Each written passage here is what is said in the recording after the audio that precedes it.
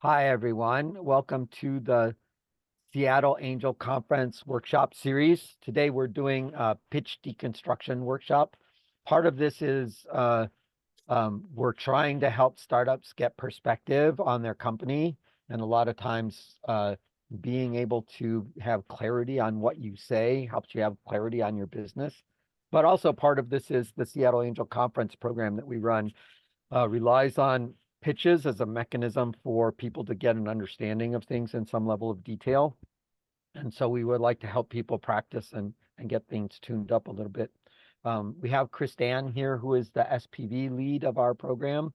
And so let me spotlight a few people here so that we can do introductions. Here's Sarah. And Sarah, if you do a quick introduction, I would appreciate it.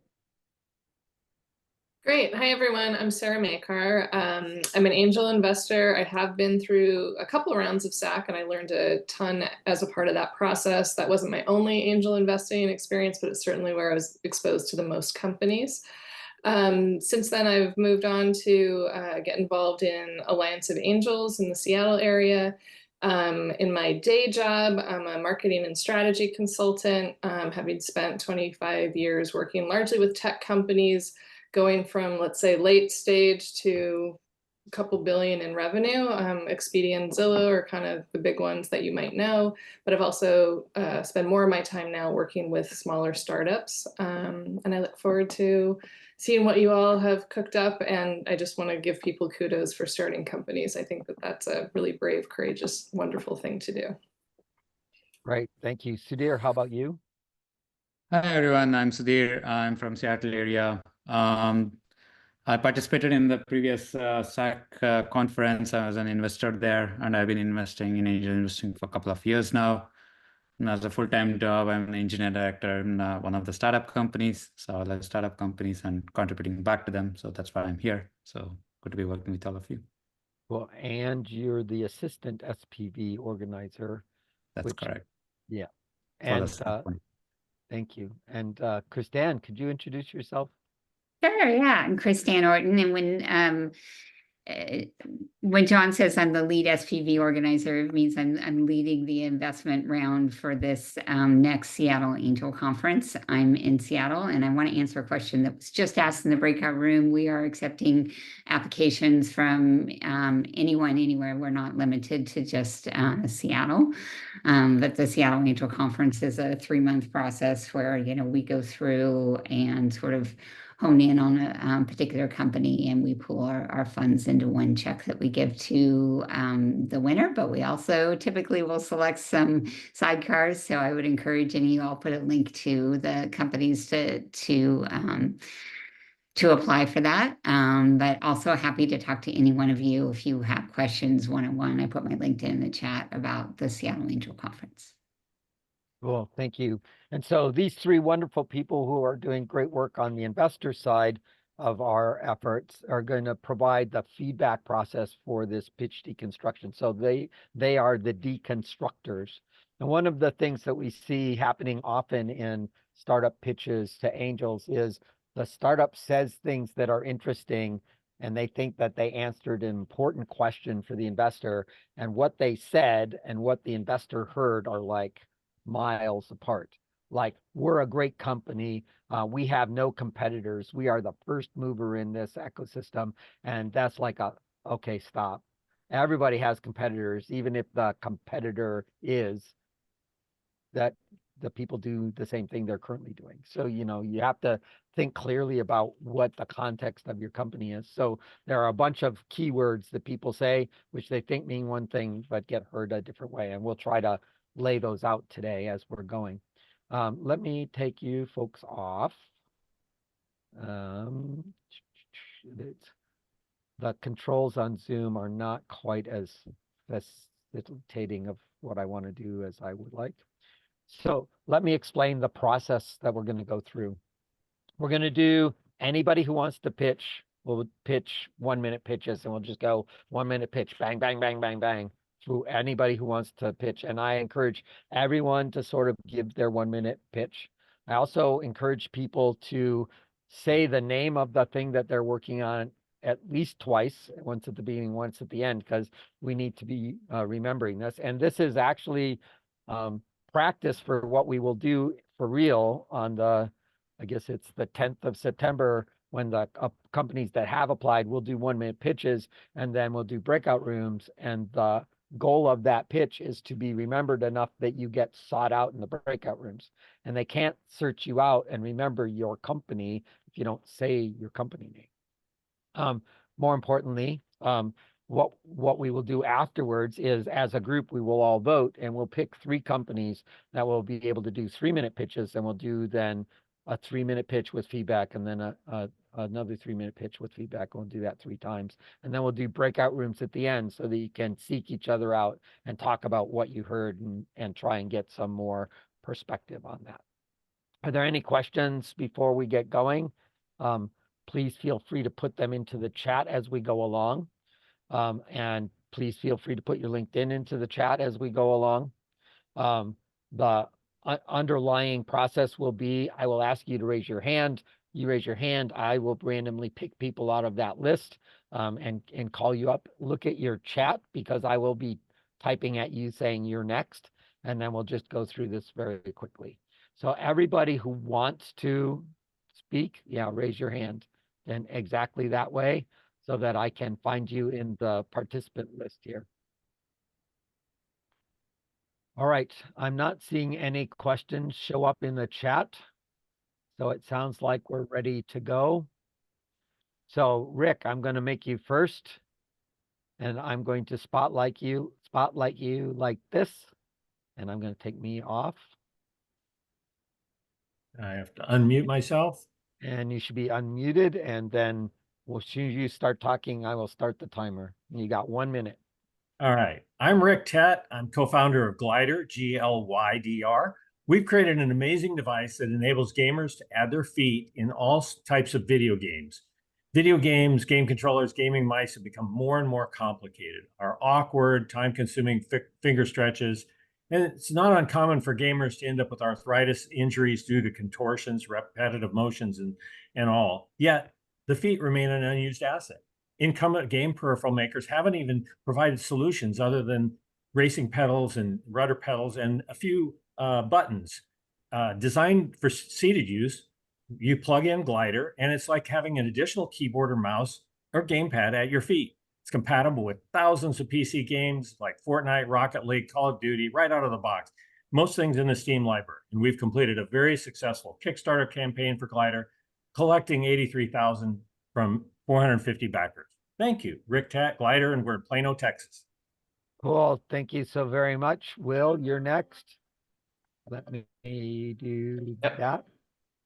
Awesome. Hey guys, my name is Will Cohen. I'm CEO and co-founder of Downtime Dollars. I have about 19 going on 20 years experience in the digital media space, most recently leading product and innovation for Walmart and eBay and other retail media networks. We started Downtime Dollars as a way for customers and users to connect with their favorite brands and their favorite retailers. So it's as simple as downloading our app. You interact with branded content, take a video, take a quiz or survey, you earn points, and you can redeem those points towards rewards from retailers like Walmart, Amazon, and so on. And then that same technology that we have in our app, we actually can power loyalty programs on retail websites. So you would go on Walmart, for instance, you would take a survey or quiz, and you would earn loyalty points towards your favorite items at Walmart. We've raised the seed prior of about $1 million, and right now we're actually experiencing a ton of growth. So we're raising a growth round in between our seed and our Series A. We're based in New York City. And as I said, we're Downtime Dollars, and it's been great talking to you guys. Thanks very much. Aaron, you're next. Hey everyone, my name is Aaron Huang. I am the CEO and co-founder of Uni Sea Ranch. We're a restorative aquaculture venture whose mission is to basically commercially harvest and sell overpopulated sea urchins, devastating our kelp forests along the entire west coast of the United States. For those that love high-end sushi, uni, as a sushi grade part of a sea urchin, is known and fetches one of the highest prices in sushi restaurants. The West Coast is actually one of the largest markets for sushi in the world, and yet there's limited supplies, mostly imported from abroad. The kelp forest declines across the West Coast and across the world have basically led to billions of these urchins proliferating in so-called urchin barrens, areas of reefs that are completely devoid of anything except for these urchins. Our mission is to apply this novel aquaculture technology to fatten them up and basically sell them while restoring the kelp forest at the same time. Really not bad for a product that can traditionally sell anywhere from about 100 to 150 per 200 grams, or about 60 to 65% gross margins. So join me in my mission at Uni Sea Ranch to sustainably produce high-end sushi-grade uni while saving our kelp forest at the same time. Thank you. Cool. Thank you so very much. Catherine, you're next. Okay. Hello, everyone. My name is Catherine. I am the co-founder of Connect Nest. Do you recall the last time that you relocated to a new city and had struggles finding a reliable dentist, a realtor, or even a fitness coach? You'll likely spend hours on platforms like Google Reviews, Yelp, Reddit, reading lots of reviews to find a service providers, but still unsure about the quality of their services. And each year, about 8.2 million people in the US face the same issue, and that's why we create Connect Nest, a mobile platform to help newcomers confidently find and connect with trusted service providers. To ensure the trustworthiness, unlike our competitors, we engage local guide influencers to provide local recommendations and second opinions. And also, we manage the complete service from pre-visit to booking. And our revenue model is subscription-based, charging only service providers. We start off with dentists as a first service, considering the market entry, and our goal as Connect Nest is to make settling down into a new city stress-free, foster genuine connections and economic growth in local area. Yeah, that's all. Thanks. Yeah. Thanks so much. Nick, you're next. Hey everyone, my name is Nicholas Garfinkel. I'm the founder of Kixley. We're the first and only platform in the world that uses advanced predictive models to help large brands improve their rankings on Google. In other words, we reverse engineers Google algorithm to bring ROI back to SEO. We're focused on in-house enterprise SEO teams whose number one problem is getting resources internally because they can't quantify the impact of their asks. There's no trust because there's no data, well, at least until now. We know we're solving a real customer problem based on discussions we've had with some of the largest brands in the world, like Verizon, like Estee Lauder, and we're excited to be kicking off pilots with Verizon and potentially closing our first paid customer this week. The SEO tools industry is nearly $90 billion with an 8.6% CAGR, and we think that will only accelerate with the development of all these AI integrations into these tools. We're able to do this now because AI has become more accessible, more affordable. Google's recent AI leaks, the DOJ cases, all those things have given us insight into how Google's algorithm works. We have an incredible team and advisors working on this problem together. Cool. Thanks so very much. And Corey, you're next. Okay. Hello, everybody. My name is Corey Sanchez. I'm the founder of Storyly.ai, a story writing platform. And to show you what we do, let me tell you a story. So Ash is a solemn young girl of 9 years old, and she has been in and out of foster homes and hides under the bed when she hears anybody coming. She was abused by her mother's boyfriend for years, and he is about to go free. And the courts couldn't get a conviction because when investigators asked for her story, she clams up. And the team at Williamson County Children's Advocacy Center, one of our clients, sees children like this every day. And they provide a supportive environment that reduces child trauma during investigations, increases convictions, and improves victims' lives. And the team loves what they do, but every day more cases are brought to them that they can really handle, and they need more funding. Enter Storyly.ai. It's an AI platform that helps nonprofits collect stories from those that care about their mission. So donors, board members, and volunteers have been interviewed by Storyly, and they craft their words into beautifully told stories and experiences. They hear amazing feedback such as, "I would never be able to put into words what Storyly can, and I can't wait to share this story with my family." Storyly has found a way to make the world a better place while creating a model that scales to $100 million a year in 5 years. Thank you. Cool. Thank you. Patrick? All right. Hello, everybody. My name is Patrick Smale. I'm the CEO of Clearsight Therapeutics. Clearsight is developing non-prescription therapies targeting unmet needs and undermet needs in eye care. One of the most common undermet needs is acute infectious conjunctivitis, more commonly known as pink eye. Currently, there's over almost 4 million cases of pink eye every year in the US, causing an economic burden in lost wages of $1.9 billion. The only current treatments are prescription antibiotics, and research has shown only up to 20 to 30% of infections are caused by bacteria, most commonly caused by virus. Clearsight is working in developing non-prescription treatments that will be able to treat the broad spectrum cause. We've amassed a team, we pulled a team together with over 60 years combined experience in commercial and research and development in ophthalmology, and envision a future where we can get parents back to work and kids back to school faster. Thank you. Well, thanks so very much. McLean, you're next. Hi, everybody. My name is McLean. I'm one of the co-founders of Concuro. And we're formed because 8 years ago, my co-founder Tim's son almost lost his life and did end up paralyzed in one leg when it took nurses 30 minutes to locate a replacement for a broken piece of hospital equipment during an emergency. Tim's son is not alone. In fact, loss, theft, and unplanned failures of medical equipment cause nurses to spend 72 minutes per shift searching for equipment and cost hospitals an average of $4,000 per bed per year. This puts patients at risk, contributes to increased clinician burnout, and is responsible for up to $12 billion annually in lost revenue. To solve this, Concuro installs equipment tracking hardware in hospitals and provides desktop and mobile apps that display the resulting location and status data in real time to all stakeholders in the hospital. We've bootstrapped ourselves so far, but to scale our prototype and install with our pilot customer, a 10-hospital system in Northern Virginia, we're now looking to raise $1.2 million. With your help, Concuro will save lives, reduce burnout, and build a stronger healthcare system. Well, thanks so very much. Your turn, Rob. Oh, sorry. Who did I say I was bringing up spotlight? I brought you up, Rob. I guess you're it. Rob. Oh, sorry. Hello, I'm Rob. I exited my first company, invested $700K to co-found XMotion, providing middleware predictive AI that finally unleashes real-time 3D movement into billions of consumer devices and applications that depend on inertial motion sensor data, apps for autonomous vehicles, robots, smartphones, and our first focus, wearables. Inertial sensors pump out so much amazing data, yet our devices and apps aren't able to digest it all because it's like trying to feed a tomahawk steak to an infant.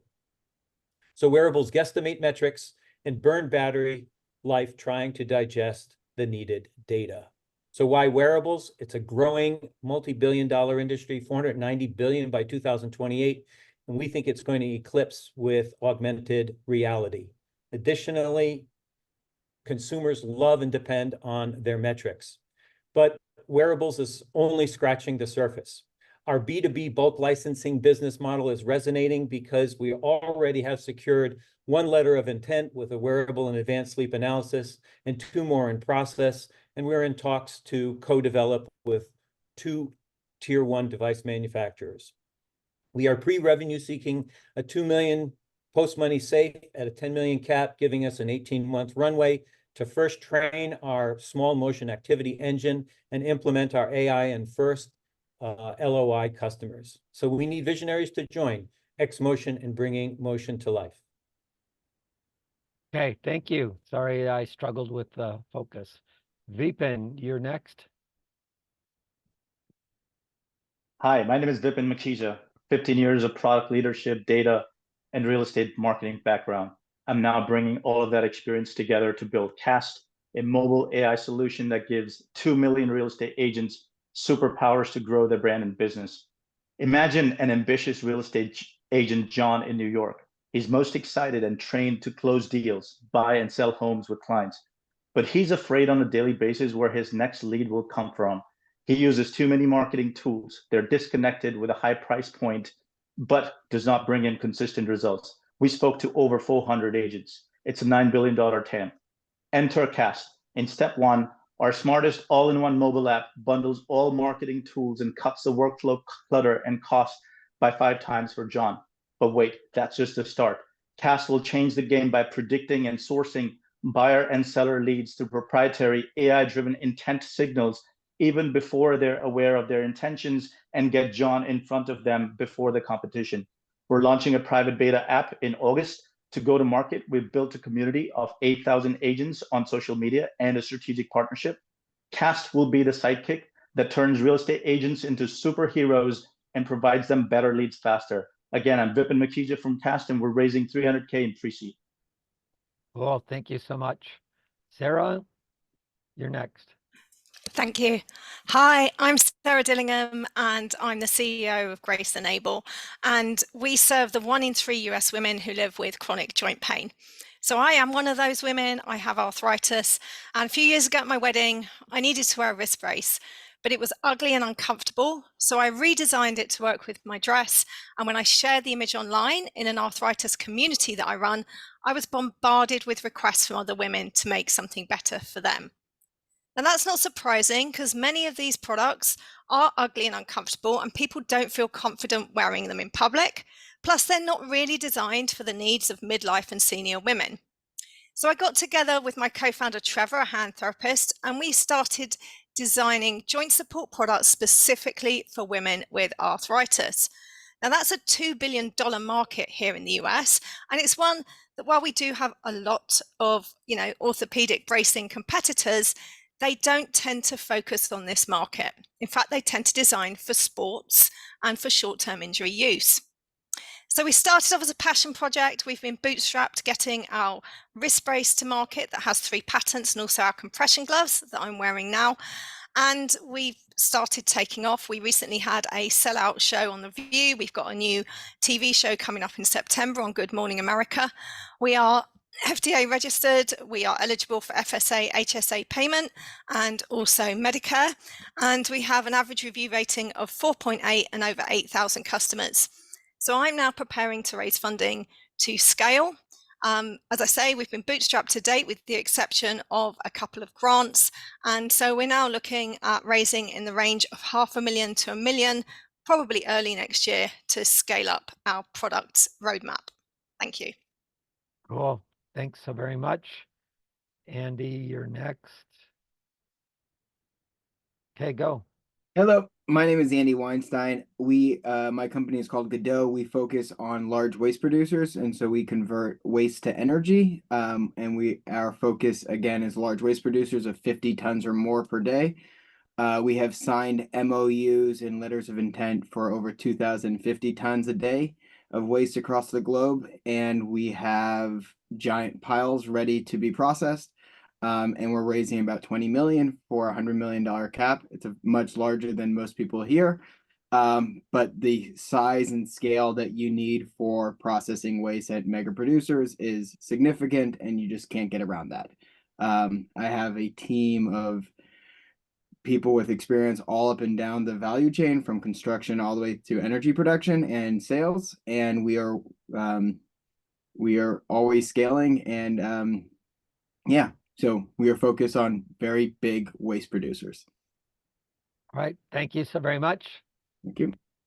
Dory, you're next.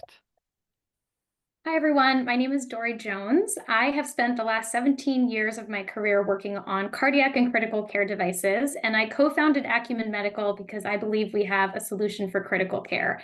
Every year in the United States, about 5 million people are treated in an ICU, and 1 million of those will end up in cardiogenic shock, which is where your body's not pumping enough blood throughout the body.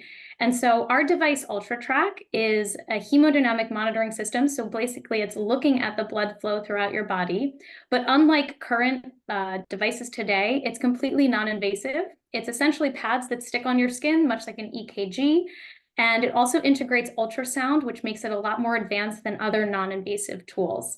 And we are pursuing a pediatric indication in addition to adults, because we also know that 275,000 patients a year that are children and babies are in the ICU. And they don't have as many solutions because there's so few products made for children these days. So we have a device that previously had 2 patents. We're improving it with 2 patent applications, and we are seeking $1 million to get to a human clinical trial. Cool. Thank you so very much. So I've been wildly chatting in the breakout rooms, trying to get people to put names into their things, so I know what the company name is. So H. Lee, I don't know what your company name is. What is your company name? You're on mute. Hi, I'm Helen Lee. I'm the founder and CEO of Autocycle Inc., DBA Helix Motors. Okay. Sorry, I didn't Please see the spend an text. 1 minute telling us your story. Okay, so I have been a self-funded serial entrepreneur, working for myself all my life, most of my life. As a teenager, I worked at my parents' restaurant as a dishwasher, and to being a top fashion model with the Ford Modeling Agency. I launched several startups, author a book published in 3 languages, and I was a full-time mom. So I live in Orange County, and like most big city, we have big traffic issues. So getting stuck in traffic is frustrating and a waste of time and energy. For over 130 years, we've been limited to choosing between a motorcycle or a car. So I'm thinking there must be a better way. There must be a better choice. So what if we combine the efficiency of and fun of a motorcycle with the safety and comfort of a car?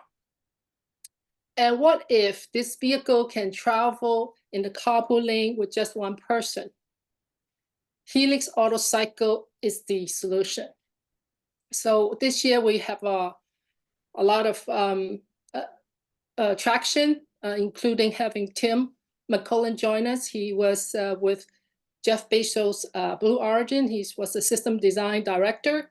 I also was in Asia earlier this year, and I have a letter of intent from a big motorcycle and car manufacturer. So we have the core system, we have the patents. We are now in the integrations phase. The technology basically is very advanced. It's kind of robotic, self-drive type of very advanced computerized system. So this is like a Okay. yeah, that's coming up with our minute. We'll do more in the breakout rooms. Sure, thank you. Liv, you're next. Can you hear me? Yes. Awesome. My name is Liv Williams, and I am the co-founder of Vampons. We created Vampons to make period care that sucks more, with better materials, better performance, and better branding. Legacy brands like Tampax market period care in a way that perpetuates the stigma, making many, especially men, feel uncomfortable to talk about periods. Additionally, their products contribute significantly to environmental pollution and contain harmful chemicals. At Vampons, our irreverent brand is what gets us in the door and makes period care humorous instead of awkward, but our product quality is what keeps mortals coming back. We sold out of 10,000 boxes in under 6 months and are in 64 small stores around the globe. We've even had 2 people get tattoos of our mascot, which is the type of enthusiasm that you would never see from another period care brand. In this next stage of growth, we're focused on improving and expanding our product line and securing shelf space with larger retailers. So dare to bleed with Vampons. Cool. Thank you so very much. Ariel, hold on a sec. Can you bring it down so we can see your face? No? Are you gonna pitch? Hello? You're on mute. Hi, sorry, I wasn't gonna pitch, but I'm gonna pitch anyway. So can I pitch without camera? If you like. Okay. All right. So hi, my name is Ariel Leon. I'm the founder of Mirabella. Mirabella is trying to help beauty brands better serve their customers who want to look great and feel confident beyond just a 2D photo editing effect. I'm talking about real life transformation, makeup, including a makeover, including facial skincare, makeup, beard grooming, hair, style coloring, outfits, just to name a few. So Mirabella is solving 2 problems altogether. Product selection. It's very complex to recommend the right beauty products for the customers because it should not be just based on age, gender, or your purchase history, because beauty is objective and it has a ton of other parameters you have to consider. Product application. Well, it's like creating art. The fact is up to 80% of customers don't know what to do with the products, even though they have the perfect choices, because they're lacking of such artist skills. Watching and mimicking pre-recorded tutorials of some influencer, becoming prettier with a sponsored products is not the way to go. The content is not tailored for you. You don't have the exact same products. You don't look like them, and you don't have the skill. Mirabella provides tailored interactive assistance that can guide you through what you need and how to use them to create exactly the look you prefer, because everybody deserves to look and feel fantastic. Okay, thank you so very much. Manfred, you're next. Let me get my mouse in a place where I can find it. There you go. Okay. Yeah, my name is Manfred Heiss. I'm the founder of My Auto Data, MAUD in short. MAUD is quicker to spell than My Auto Data. So as a motorist and as a automotive veteran, I really became annoyed when I painfully learned that my OEM was using my data, selling my data to advertisers and others, and I wasn't even aware of that. And I was being left empty-handed. I had nothing from it. So I decided to change that unethical practice and develop a solution that empowers 455 million people, drivers, to privately share their data from vehicle use with 3.4 million businesses and cities in exchange for free green transportation, cash, and savings, using a digital data vault and a marketplace to do that. Unlike other platforms that are out there, like the typical B2B platforms and OEMs, we don't sell any data.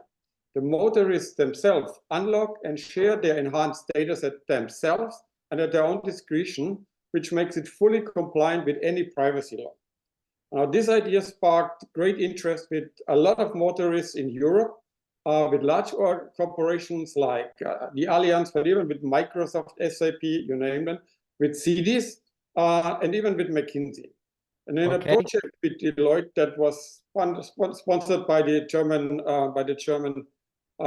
government, we figured out that this is a huge opportunity in the market, which hasn't been pursued yet. And even NVIDIA and AWS are supporting us with credits. Well, great. That's it for my minute, I believe. That's your minute. Yes, that's beyond your minute. All right. Thank you so very much. Let me take your spotlight off. All right. We had a collection of great pitches. I want to make sure that there's nobody left in a crack that wanted to pitch but forgot to put their hand up. So is there anybody that wants to put their hand up? Not seeing hands go up. All right. So let me make a couple of comments, and then we'll go into breakout rooms while I do some little form creation. But one of the things that you're going to need to know as a founder is, what's the exemption that I am using to raise money with? And so if you're using the one that 95, 98% of people raising money use, you're using Reg D 506B, which you can go find with a Google. So that is, if you're accredited, you can invest in this company. Now, the problem is, right, and accredited investors defined by Reg D 501. Problem is, Reg D 506B says you can talk to accredited investors, but you cannot do general solicitations. So this event is publicly announced, and we have random people here, therefore it's a public event. So when you say we are raising X amount of money at XYZ valuation, there are a bunch of lawyers who consider that a general solicitation in a public place. So I just want to make sure that you as a founder understand your exemption, understand the constraints on that exemption, and stay in the box. So you could do Reg D 504, you could do Rule 701, you could do Reg A+, Reg CF. There's a dozen or so different exemptions, and you should stay inside the box for whatever that exemption is.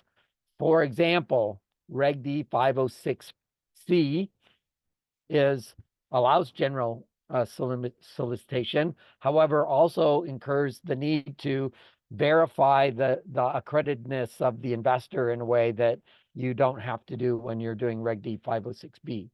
So be clear on what that is. And if you don't understand what I just said, let me urge you to go talk to your corporate lawyer that's doing the formation documents and find out what exemption they think that you're using, so that you have that in place.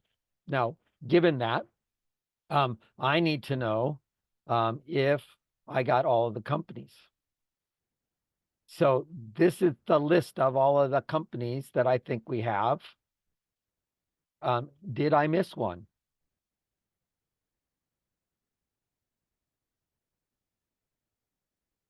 Anybody see a company that's missing? It's so small. Can I see Glider, GLYDR? Yes, it's there. Okay.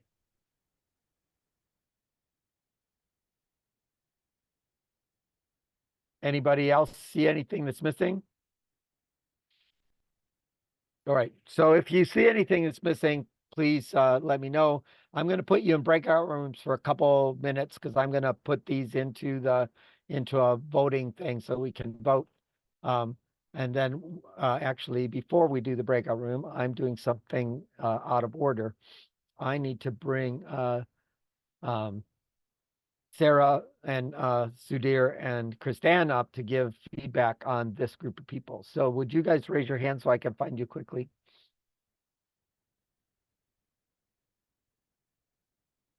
Thank you.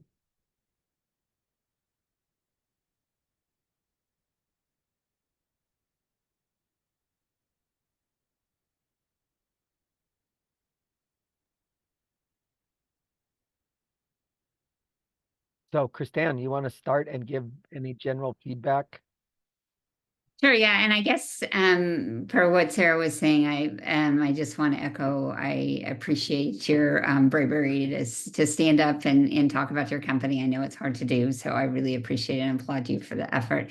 One of the things that's always hard, or I always look for, is a clear articulation of what business you're in. And what I really mean by that is like, where are you getting your revenues? Who's paying you? What are your expenses, right? So I really want to make sure that I really understand who the people are you're targeting, who's going to buy, who's influencing that buying decision, how are they going to use it, and what expenses you have.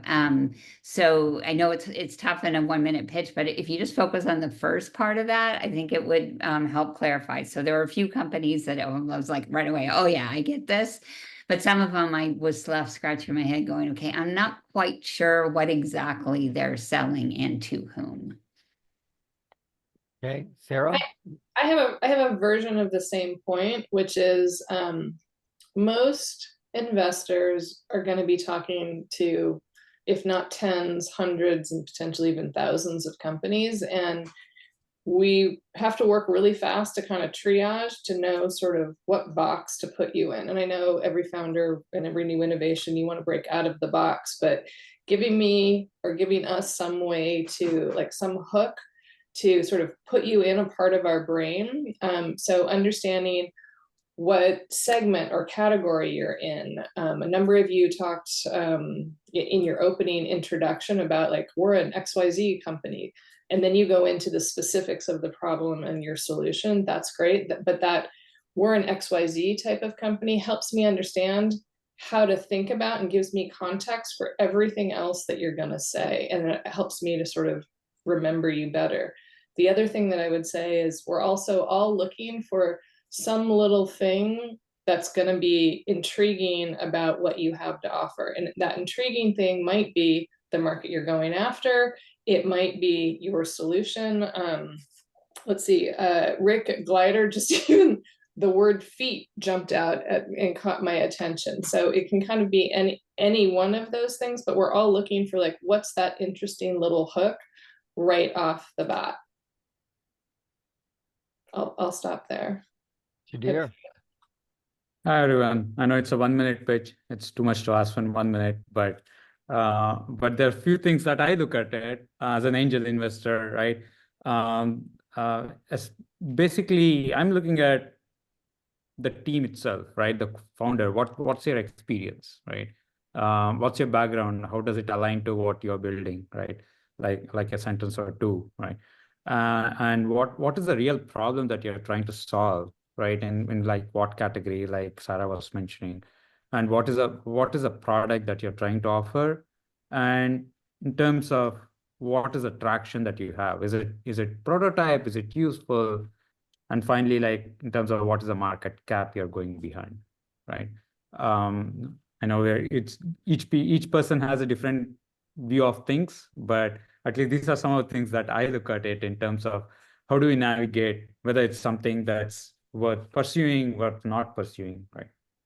I mean, I think, John, you bring up this all the time. The point of the 1-minute pitch is to just get someone intrigued enough that they want to hear more and circle back with you. So I think sometimes I've seen founders jump straight into the details, whether it's the details of the product or, to your point, the details of the team, and skipping the introduction part. And I just would encourage you, even if you only have a minute to work with, spend that first 5 seconds to introduce yourself so we know who you are, your company name, and some way to think about you.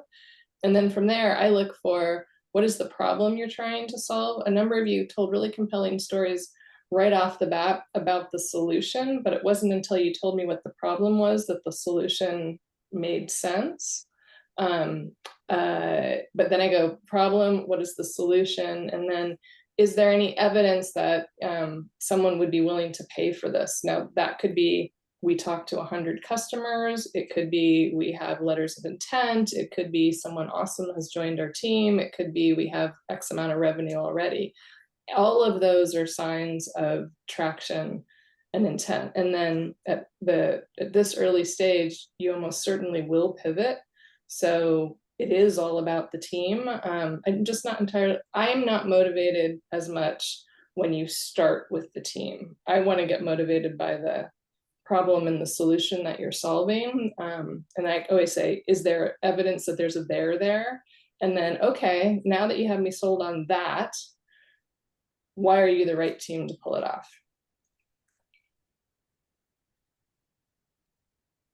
You're on mute, Kristan. Connect. I love when founders connect to a personal, and some of you did a really good job of that, right? Sort of going, oh, this is the problem I'm solving. And I've experienced this personally or my family, and I've seen the impact that it can have. So that tugs on our heartstrings and it makes it really memorable. Any other thoughts you want to share generically with folks?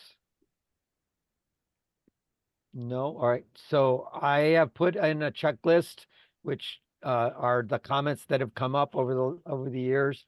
No particular order to those. It might activate some thoughts about your process in terms of putting a deck together and so forth. Let me take folks down off of the spotlight here.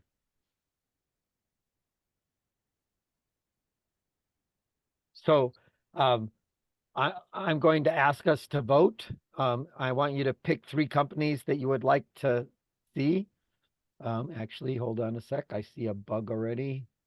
Always bugs and things that go quickly. All right. So here is the link to vote. Once you've voted, I will put up the breakout room so you can go chat in the breakout rooms if you want, because it'll take us a little while to vote. And then we'll be back in a couple of minutes. So please vote and then go into the breakout room.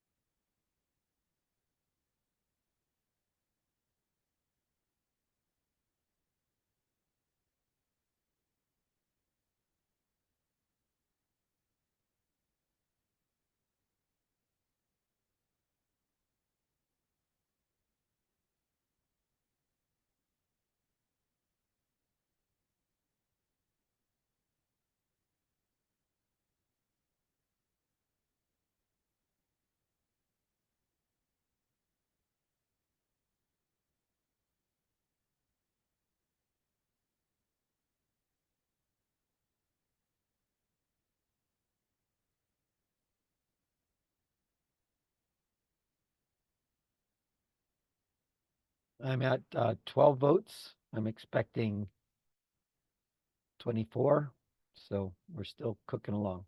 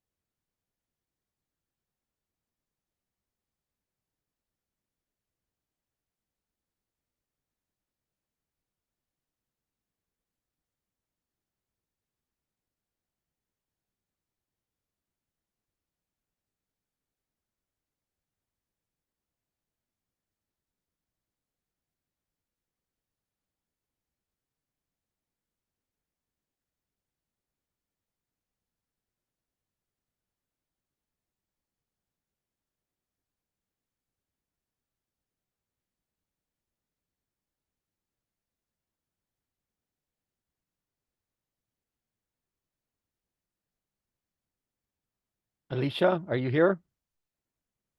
Nick, are you here? Yes, I'm here. All right. Have you voted? I have voted. Mm-hmm. I'm here. You want to go into the breakout rooms and chat with people? Oh, great. I think I missed that. I don't have that link, or it's not popping up for me. If you go to the little ... more on the Oh, bottom, fantastic. should find a breakout room thing. There we go. Perfect. Got it. How about you, Nick?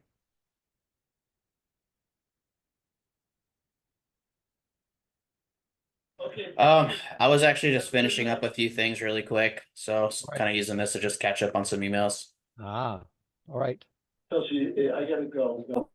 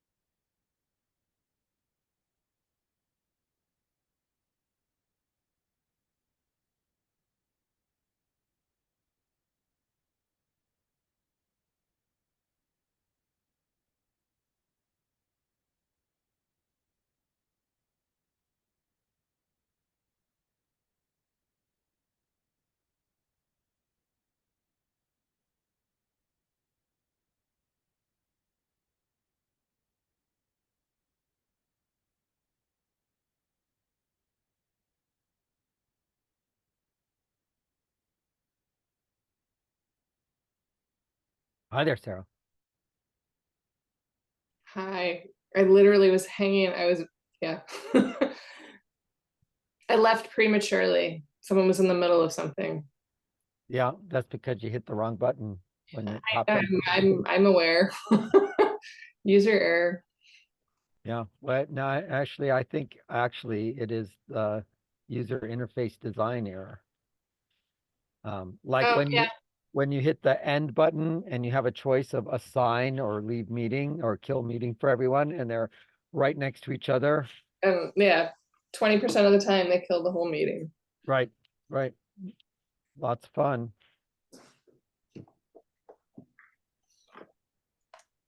So I have 20 votes. Has everybody voted that intended to vote?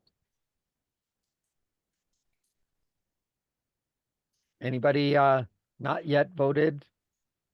We're at 20 votes. Oh, there's the 21st vote. Anybody else? I expect a couple more.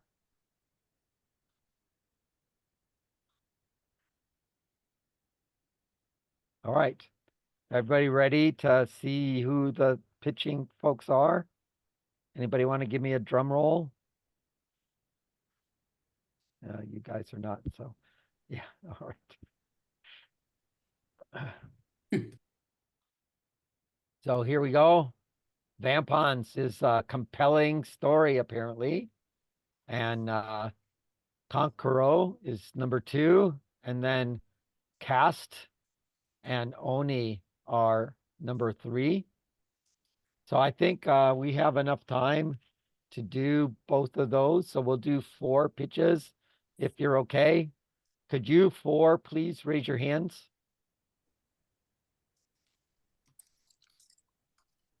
McLean, Liv, Aaron, and Cast. Where's Cast? I am getting there. Give me a second. All right. Deep in. All right. Cool. So I find the responses to the what questions we make sure we ask.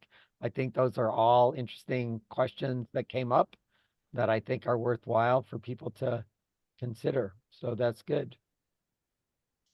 Of the people that have your hands up, do any of you not have slides? Unfortunately, that'll be me from Cast because I'm logged in from my phone. My laptop refused to cooperate. I did all the tech checks, so it might be hard to share the deck on my phone. So I'll have to go without the slides. Do you have a slide deck that you could share with me in like Google Slides and I run it for you? Oh, 100%. Yes, I can do that. Yeah. So give me a second.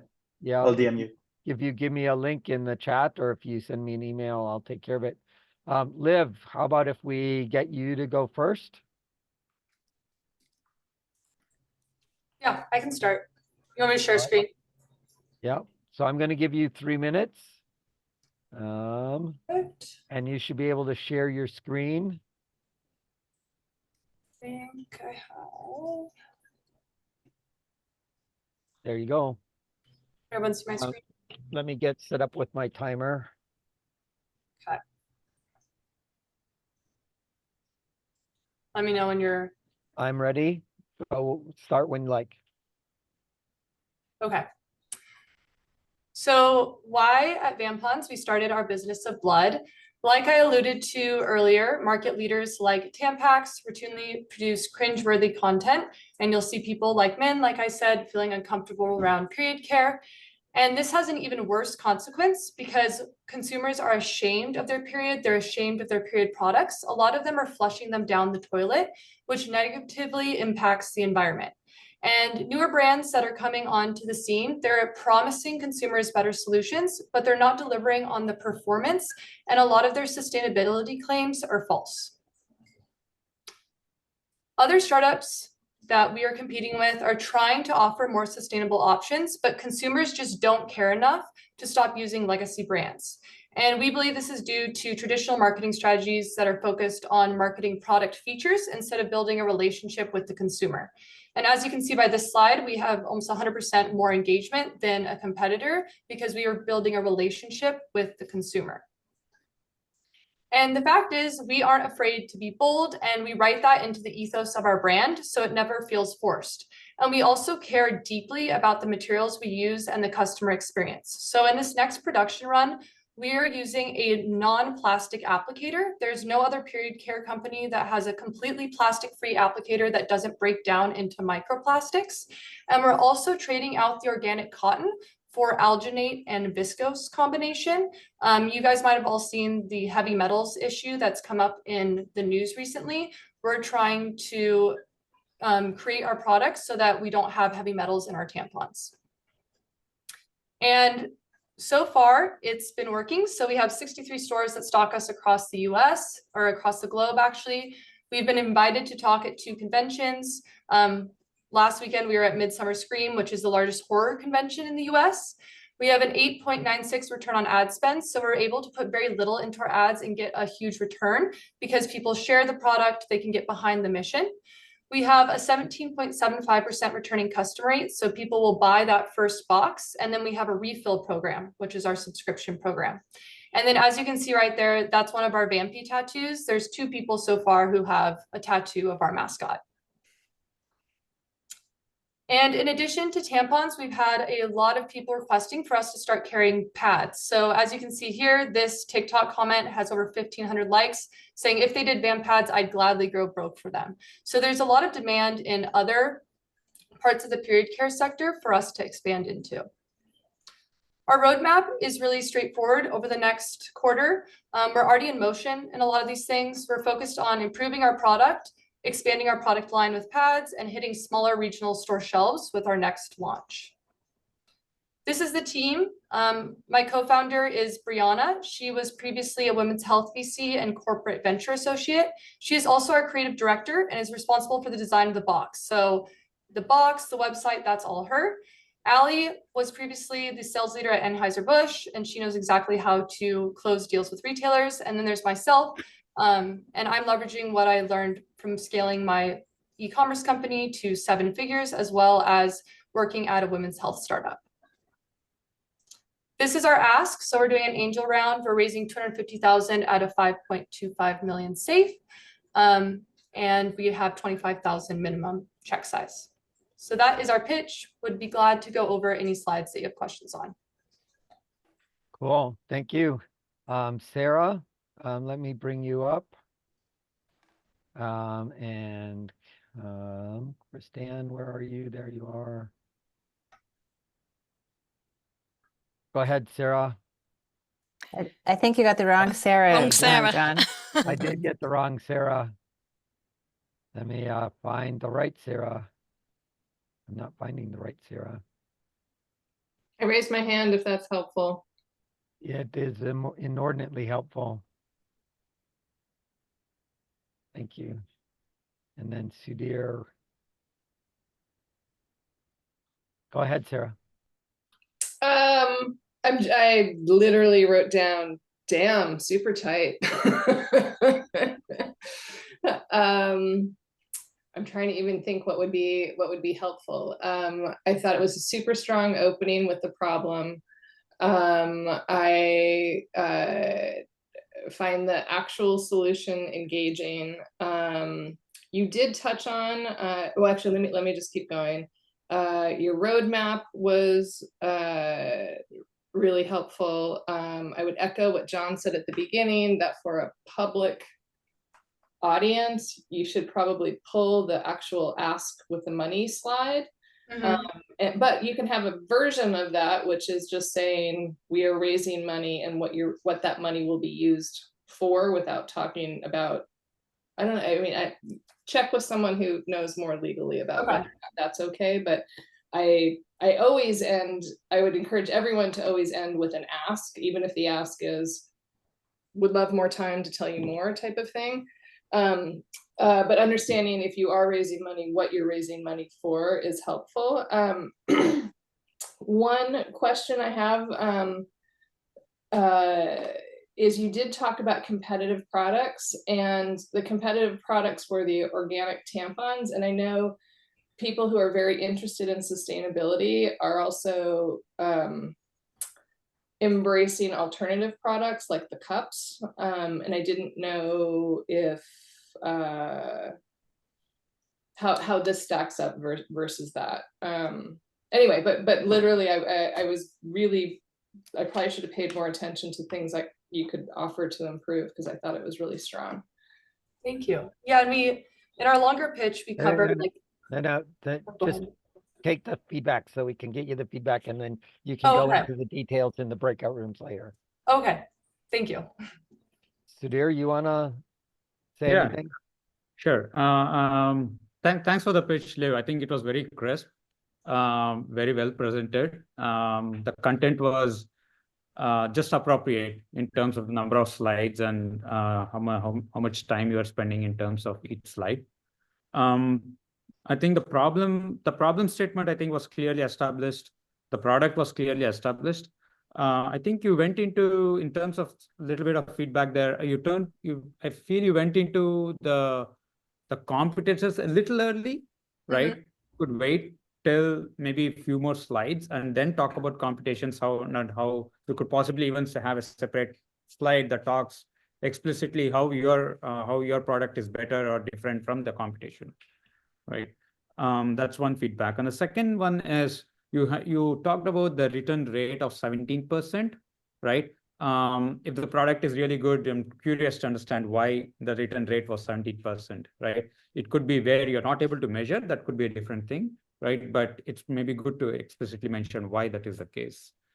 And other thing that maybe you presented, I might have missed, is what is the cost comparison with the existing products in the market? I didn't see that as a highlight. Perfect, thank you. Stan, anything? Yeah, I mean, just to add on, because Sudhir and Sarah, and I think Sarah touched on this real quick, but even if you don't talk about what you're currently raising, you do want a call to action to say that we're currently raising, contact me, and saying you're currently raising to reach this milestone is a really good idea, even if you're not talking about a specific amount, because that really lets me know kind of where you are, where your company is, and it also lets me know that you're being very I don't know, judicious with the funds that are being given to you, right? And sort of related to that is that I like to look for a hypothesis you're testing, like, okay, we've gotten to this point, we've been able to prove out X, Y, Z, people love this, but what's the next hypothesis that I'm testing? And that can be sort of related to that milestone. And then the last thing, sort of overarching, is kind of convince me this is inevitable. Like, convince me that this is just going to happen with or without us, right? Like, tell me that this is something that the ball's already rolling and you better jump on quick. So sort of, give a little bit of urgency and make me feel like it's something that, the train has left the station. So, and that's a tricky storytelling thing. You're almost there, but happy to talk more. Actually, can I add on to that real quick, John? Yep. And that is just, I think your branding is so strong. If there's one, like, okay, now that I've come down from the great pitch, I would say, okay, convince me that this isn't novel. Like, that this is actually going to be a sustainable long-term business. And I think the other thing is, you do have great traction numbers in terms of being in retail and whatever. It would be helpful if I had a mental map of where is that a regional thing and you're expanding to other parts of the country? Is it in certain, there's a whole distribution and an ops side of things that you would get into in a later thing, but just knowing that you have retailers is awesome, but knowing generally where they are or regionally could be helpful. But I think the novel thing is, I might buy 3 around Halloween and that would be fun, but then I go back to my normal products, that kind of thing. Yeah, definitely. Right. Thanks so very much. I'm going to bring the next one up. Let me do the screen share thing from my side. John, do you want me to say next when I'm ready to move on to the next? Or Yeah. you'll just... Yeah, you Okay. tell me when you want me to go. Ready when you are. Okay, well, hi again, everyone. My name is Vipin Makija. For 15 years, I've led product and data teams. Actually, I cannot see your screen, John. Same. I'm on I'm on the same second slide now. Yeah, we can't see your screen. It's black. We do not see the screen. All right.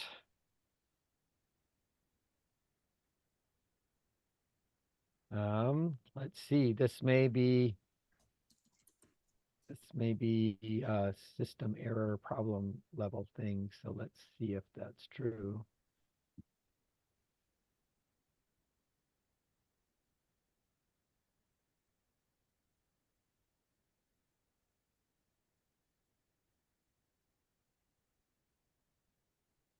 Still black?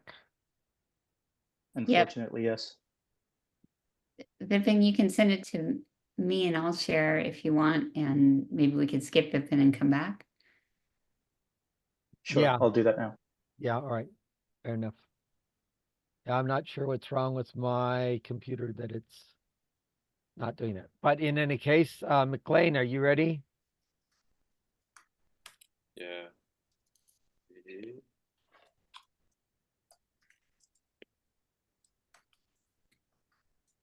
Share screen. All right. Is this Go. coming up for everybody? Yep, I see it. Okay. All right. Just get situated here. Okay. So my name is McLean. I'm one of the co-founders of Concuro. And in Latin, Concuro means to seek, to search, and to procure.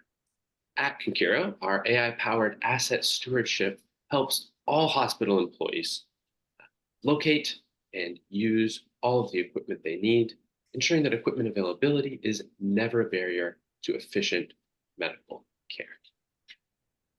8 years ago, my co-founders Tim's son had a medical emergency that needed immediate treatment. A critical piece of equipment was broken. It took emergency staff 30 minutes to locate a replacement, and by the time they returned, it was too late. His son almost lost his life. He did lose the use of his leg, required 20 surgeries to heal.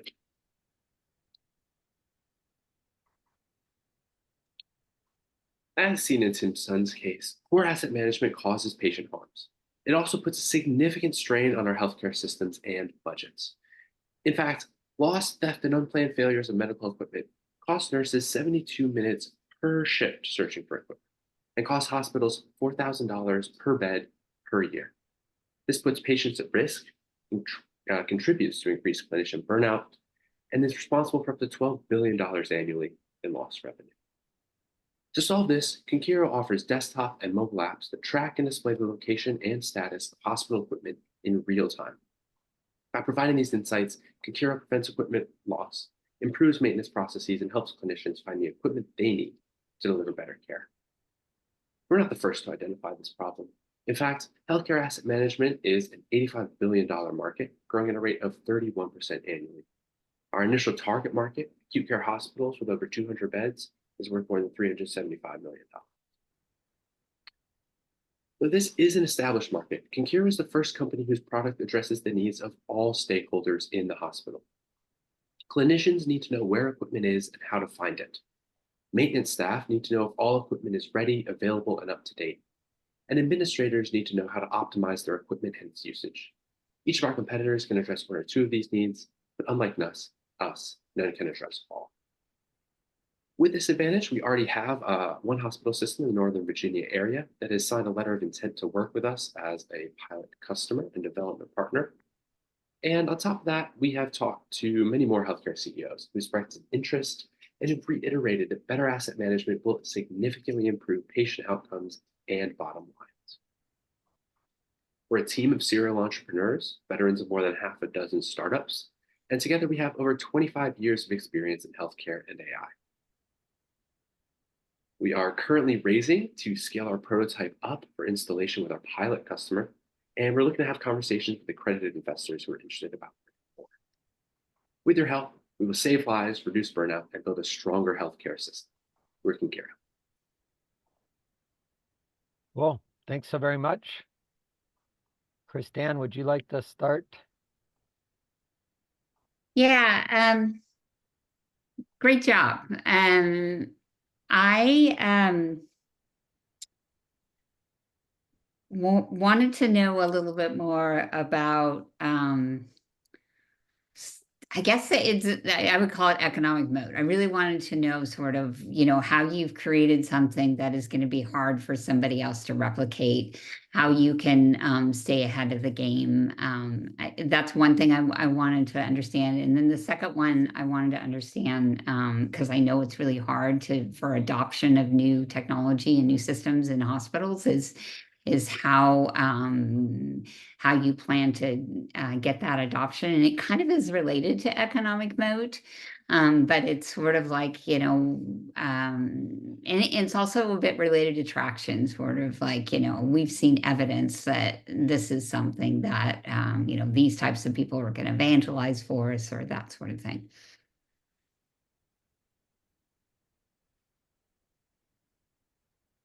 Pass it on to. Yeah, Sarah?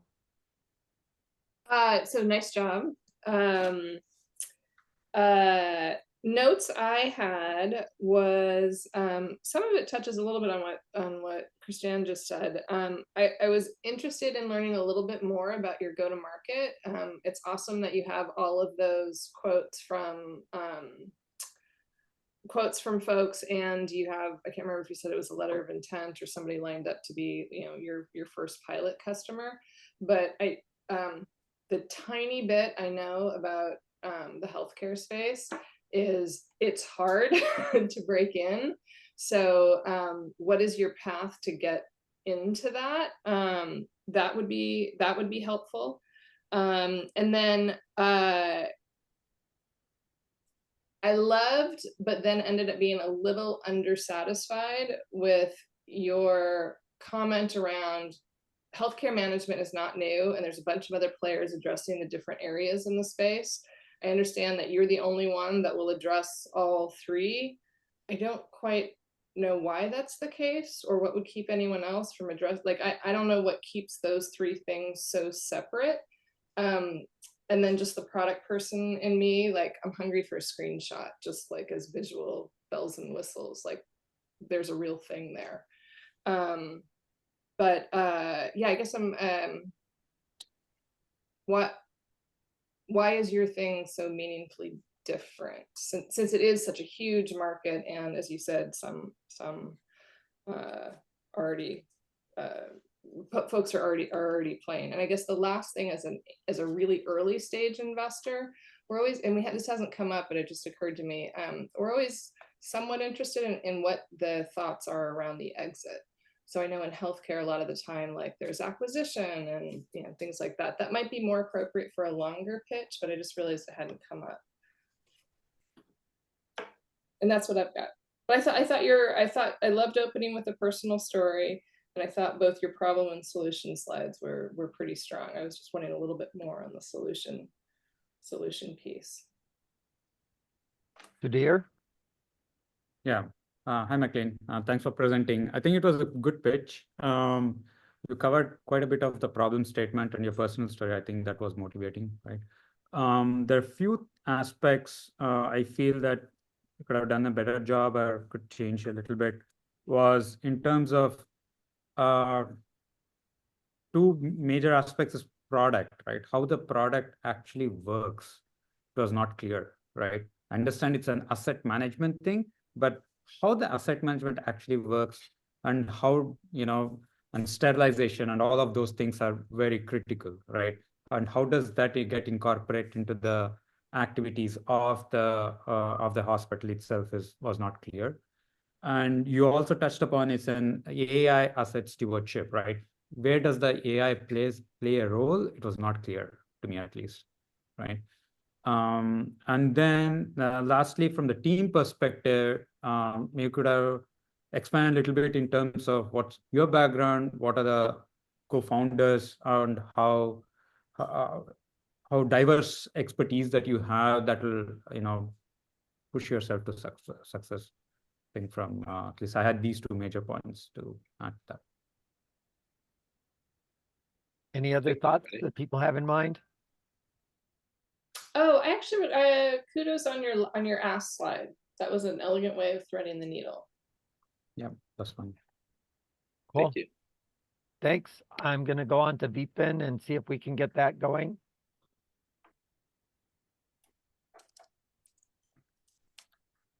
Kristan, can you share your screen?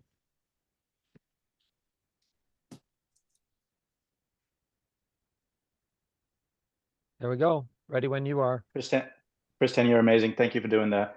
Hi, guys. My name is Vipin Makija. For the last 15 years, I've led product and data teams at 0 to 1 mobile startups and 1 to 10 companies that IPO'd. I also created a real estate marketing solutions company a few years ago. I'm now bringing all of that experience together to build Cast, a mobile AI solution that gives real estate agents superpowers to grow their brand and business. Next. Real estate is the biggest asset class in the country, served by over 2 million agents. We spoke to over 400 of them to discover their needs. One of them, showcased here, was John, an ambitious real estate agent in New York. John is trained and most excited to help his clients close deals, buy and sell homes. But he's unsure where his next lead is going to come from. John uses too many disconnected marketing solutions. Next slide, sorry. With a high price point and learning curve, but without producing consistent results. Next. Enter Cast. In step 1, we seamlessly bundle everything that John needs through the most simplified all-in-one marketing app and cut the clutter and cost by 5 times on day 1. Next. To use Cast, agents can launch a smart micro website in under 15 minutes that's optimized for lead capture. It comes pre-equipped with smart chatbots, digital business cards, social media integration, and much, much more. Then watch and manage the leads as they pour into the app. Next. Feedback from an early private beta on the App Store through 24 demos has been unanimously positive. Next. But wait, this is just the start. Mind-bogglingly, 80% people work with the first or second agents they speak to. For agents like John to be successful, they must reach those leads early and stay on top of their mind everywhere. Next, Cast will change the game by predicting and sourcing buyer, sellers, and investor leads through proprietary AI-driven intent signals even before they are aware of their intentions. Next, and then hyper-personalizing all communication for John so he can focus on closing deals and not chasing leads. Next, current competitors are old-school heavy-duty platforms and techniques that focus on conventional mass marketing. With Cast, agents will have those superpowers to build connections early through those intent signals, and therefore turning conventional marketing into truly building relationships. It'll be like talking to your best friend, not a salesperson. Next, the opportunity represents a $9 billion TAM. That's 1.5 million agents focused on residential space. Next, to go to market, we'll first convert more than 8,000 agents that already follow our brand on social media and work with a strategic channel partner, Phil, an industry leader and international speaker in AI and real estate space. With our pre-seed 300K raise, we will launch and market the upgraded version of the app at $50 a month with the upsell of predictive signals over time as we complete that.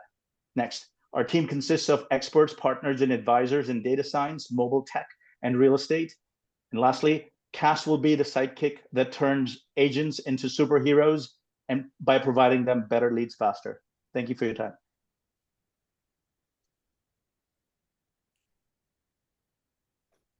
Well, Kristan. Hang on, just getting rid of my, hey, there we go. Perfect, this is great. I loved the way you took us through the story and you really covered a lot of ground. The one thing, you talked about, you did a good job of talking about the problem and who you were solving the problem for, but I didn't feel how much pain it was, besides it just being a little bit, besides it being annoying that he's trying to manage all this. And I get it. I've been a small business owner and I really get it. But maybe if you could actually bring it down to, he's spending more time with people, or he's losing this much money because of access to them. So, maybe you could build that in a little bit more and make us feel a little, give that guy a name. I think you did give him a name, but, really let us feel his pain a little bit more. And then the second thing was again, that competitive economic moat. It looks a little bit like this is something that might not be very hard for somebody to replicate. So what is it that you've developed that makes it hard for somebody to do the same thing you've done and just, launch it really quickly? So, talk a little bit about that. Your partnership is definitely one, the traction you have is another, but, is there something else about your technology or your approach that makes it hard to be replicated? Fantastic feedback. Thank you so much. Sarah, any thoughts? Hi. Great job, and I know it's also hard presenting when you're like your slides are somewhere else, and you're on the phone and whatever. So great job with that. I guess my questions are a little different than I think they might be. Under normal circumstances, great presentation. I actually thought you set up the problem pretty well, although to Ruth-Ann's point, I think you could underscore the pain a little bit more. The solution, the slide where it's like everything was included, that was compelling. I think where I stumble is because I come out of real estate, I start to go, how different is this from, like, there's a bunch of folks out there that are trying to aggregate all of the different small apps, and then you have a bunch of super apps, so like Premier Agent, and there's a couple of big CRMs. It's been a couple years, so I don't remember all the names, that have a lot of that stuff fit in. And so it felt a little bit like you were ignoring the big elephants in the space. Zumpers definitely in Boomtown are good and big, but there are some bigger players in the space. So I was curious around, like, why are you different and better than some of the bigger players? And then the intent signals, that's something that everybody from Google to Zillow to my local real estate agent has been trying to figure out.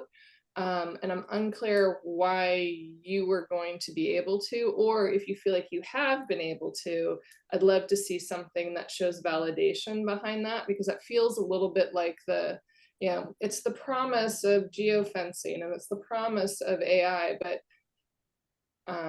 how far away is that promise? You did talk to about the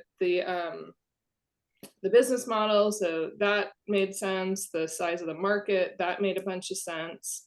I feel like you had a slide that talked about the money would be, you're working towards some next milestone, although it's just at the top of my head, like I'm not remembering what that was.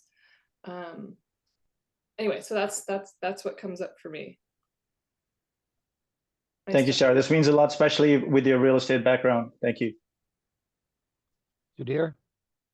Yeah, thanks, Vipin, for presenting. I think the slides were well organized and very contextual and visually appealing. So kudos to that.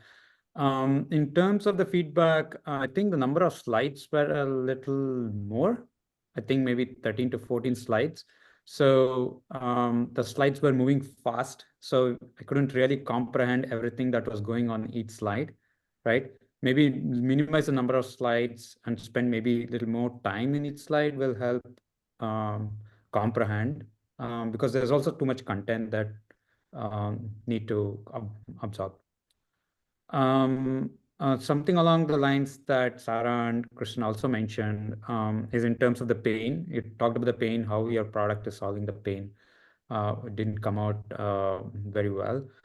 And also in terms of again competition, how is your app better in terms of the conversion rates, right, than the other existing apps, right, and technology that is there, right?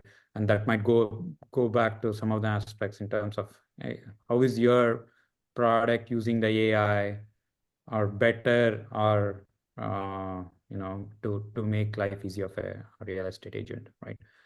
And also in terms of where are you aggregating this data from? Is it publicly available data, or you're sourcing the data, right? And so that it's clear in terms of how are you able to capture the users that the real estate agents wants to go behind? Appreciate that, Steve. Okay, thanks so very much. I'm going to bring Aaron up. Aaron, ready to go when you are? Share my screen here. Can you guys see the screen? Not yet. There it is. Ready when you are. Okay.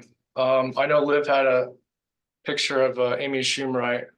I unfortunately just have a picture of sexy urchins here. But you can kind of see that a picture sort of tells 1,000 words. And as I mentioned earlier, the macro problem that we're trying to solve is solving this urchin bearing problem, which is essentially the fact that these sea urchins are proliferating across the world. They're not just on the West Coast, but essentially after an urchin or a group of urchins decimates a kelp forest, they'll stay in the reef for 3 or 4 years without eating. And once a piece of kelp grows back, they'll actually go back and munch on it. So now what? How do we actually establish and reestablish our kelp forests? Our answer is essentially urchin ranching on land. And what does it actually mean? Well, we're building essentially a prototype in Oregon. It's a combination of novel hardware and software that optimizes the feeding of purple urchins. You can see a picture here on the right. Those urchins are actually fed proprietary blends of macroalgae. And as you can see, we've also thrown in there sea cucumbers, which actually feast on urchin feces. And then furthermore, those sea cucumber feces are actually ameliorated by kelp tanks that we actually have outside. So it's a fully recirculating, fully sustainable system. Why are we doing it on land? Because of a few things. 8 to 10 weeks from basically an empty urchin to a fully harvestable urchin. We can control all the inputs, and you can have a year-round dependable supply. We all know that ocean temperatures are warming. That makes our ecosystems increasingly dangerous and unpredictable to harvest. And so for all these reasons, essentially, we can have a year-round supply business of a high-margin products.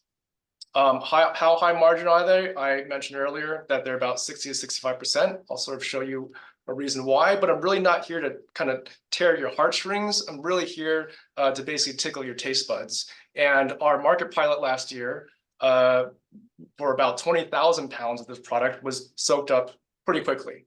You can see on the right here that they are live shucked for about $3 to $6. By the way, they retail for about $10 to $25. And we also set up a processing facility where we're actually selling them for about $50 to $70 per 100 grams. That's about $100 to $140 to $150 per 200 grams, as I just mentioned. And the TAM is actually growing. As I mentioned earlier, the West Coast is the second or third largest market for high-end premium grade sushi in the entire world. When I was in Japan, every so often, they are increasingly seeing supply shocks to their native and wild sushi supplies off the coast of Japan. They have problems with red tide. The West Coast has problems with warming ocean waters. So when you look at a 10% CAGR, about a $4 billion market, we can only realistically meet a fraction of that right now. And this was validated last year by the fact that our product was actually soaked up in the Pacific Northwest almost immediately. Go-to-market channels. Our phase 1 was really focused on finding the right distributors to get our products out. These distributors focus on high-end seafood throughout the United States. And so from our pre-seed and our seed go-to-market, we're essentially focusing on these distributors to get a broader footprint and enable us to scale production. In a larger phase 2, the clear goal is to go direct B2B. These are companies and chains like high-end sushi chains that are located in Las Vegas, they're located in Tokyo. And when you go direct, you can essentially optimize those margins and increase your gross margins by about 20%. Some of the competitors out there, I will point out, I know that there was a comment about us saying that we're the only operation, but quite literally, we are the only permitted operation on the West Coast of the United States. There are actually 2 competitors out there in the market. One of them is in Southern California. They are feeding urchins wild harvested kelp, which is becoming increasingly volatile and unpredictable. And the second one is actually an international conglomerate called Urchanomics. They have no US presence. However, they could actually be one possibility for an exit strategy for us from an M&A perspective or even a PE perspective. And in terms of my background and my founder's background, we are essentially very complementary. I have over 15 years of Silicon Valley experience in healthcare, health tech, fintech. I was also studying kelp forest restoration for about 10 years and permaculture design. My co-founder was a urchin diver for 30 years and has built some of the biggest land-based systems operating off the West Coast today. Going back to my unit economics slide, this also hints in terms of our trajectory. Think about what 3 minutes means. Okay. Finally, the ask is essentially a pre-seed 750K, and these are some of the milestones that we're looking for. One other ask would be to sort of make any intros or find any intros for us for some of those mission-driven investors. And you can contact me here on my email address. So thank you very much. Well, thanks very much. Kristan, you want to kick off? Sure, yeah. And maybe I'm just being dense, but I found myself a little confused by what business you're in.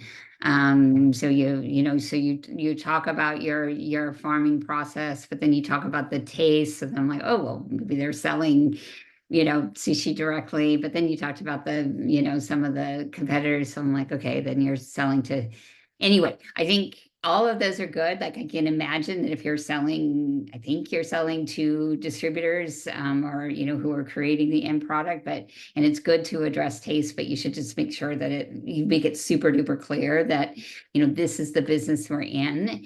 And, maybe talk about how that taste impacts your partnership or your relationship with your customers, which are those distributors. So anyway, I found myself getting a little confused. And then scale. I'm sort of scratching my head going, okay, how is this going to scale? And I think that some of your milestones might have gotten to that and you rushed through that part, but you think about how to sort of articulate how this is going to scale, and especially the impact you're having is around some of those some of the issues like the red tide. So, what does it take in order to make a difference in the red tide in Japan? Like what level of scale is going to actually have the impact that you're looking for? And I didn't start by saying great job. I love what you're doing. So thank you. Thank you. Well, Sudhir, would you like to go next? Yeah, sure. Thanks, Aaron, for presenting. I think it was the slides were very crisp, right? And the number of slides were, I think, pretty accurate in terms of a 3-minute presentation.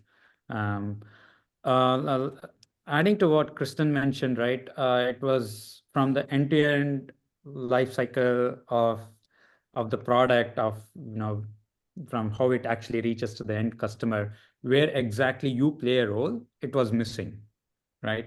In terms of what is the problem statement, what is the problem in that specific food chain, if you will, right? And how you're addressing that, it could have been a little bit better, right?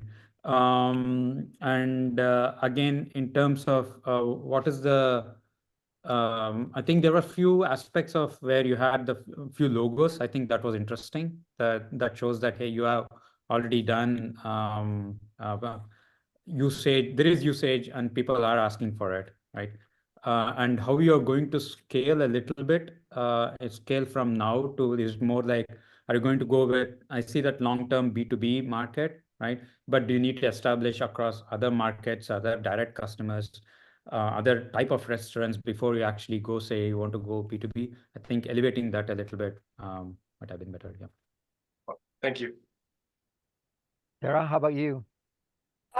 So great job. I have to admit, your 1 minute, I didn't follow a couple of things, but I was just so intrigued by, he said sea urchins, so that was cool. And compared to the 1 minute, I didn't totally understand what the problem was in the 1 minute.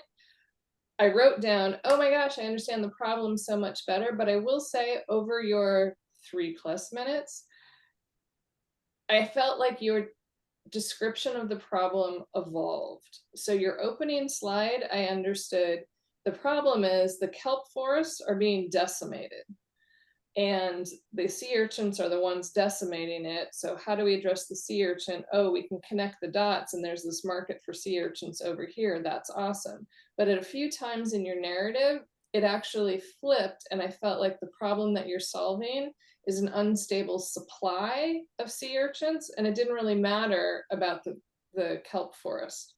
So that's just something to think about. Maybe there's a way to reconcile those two or not, but just know that. And then to the point of that both of my colleagues brought up around sort of what business you're actually in, this would just be a comment sort of broadly for all founders. If you're in a business that has a slightly complicated supply chain that like not everybody would understand, it can be helpful if you can just come up with a simple illustration and say, we fit in here. Because like I don't understand how stuff necessarily always goes from farm to table, essentially.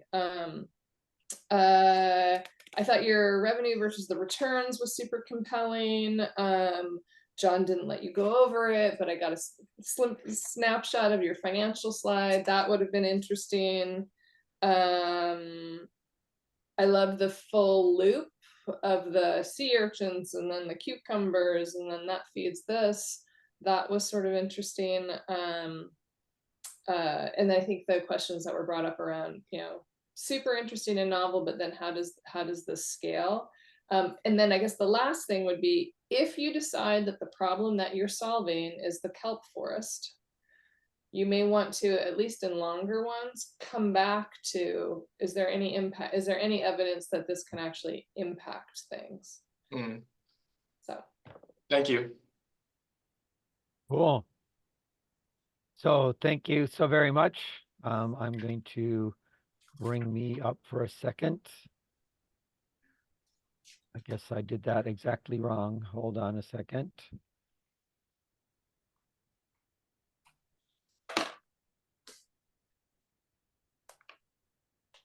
There we go. Thank you all for pitching and for participating. I think there's a bunch of things that people can think about. Let me remind you that the ... in the chat will save the chat, and that'll be useful for you. There were both links to information as well as other people that I think would be useful. I hope that you have questions and things you want to share with each other and the people who pitch, because I think there's more to say about how to tighten up those pitches. We use in the Seattle Angel Conference Gust. And so getting Gust, the profile, matched with your pitch, and then getting your pitch to lead you to the next meeting. And in our program, it'll be a 1-minute pitch, a 3-minute pitch, and then a 10-minute pitch. And so there's a stair-stepping of stepping deeper and deeper into the company as we get the same group of people to understand you better, which then will make things a little bit tighter. So I'm sort of hand assigning people. That's probably a bad answer. I'll just open up the breakout rooms. You can go in the breakout rooms. You can move around by clicking on the more and picking a different room. And so you can, in the breakout rooms, move from breakout room to breakout room. And if you've got questions about anything, there is a TAC room, and then there's also, I'll be in the main room. If you need anything, let me know. Thank you all for coming.